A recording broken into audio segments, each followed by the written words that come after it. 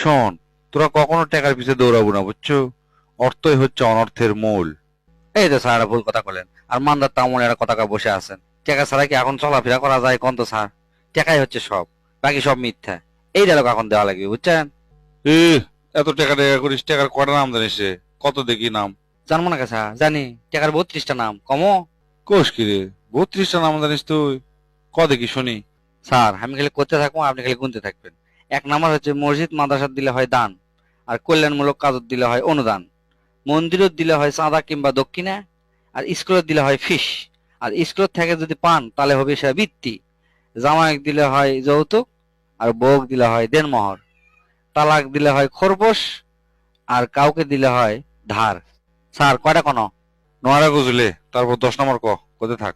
তারপর হচ্ছে ব্যাংকত থেকে নিলে হয় ঋণ, আদালতত দিলে হয় জরিমানা, সরকারক দিলে হয় কর, অবসরের পর যেটা পাওয়া যায় সেটা কয় পেনশন, অপহরণ করার পর যখন চাওয়া হয় সেটা হয় মুক্তিপণ, আর হোটেলের বয়ক যখন দিবেন তখন সেটা হয় টিপস, আর কর্মচারীক দিলে হয় বেতন, আর শ্রমিকক দিলে হয় মজুরি, বয়স্কক দিলে হয় ভাতা, অবৈধভাবে পাইলে হয় ঘুষ, আর অনুপ্রাণিত হয়ে দিলে হয় ভর্তুকি।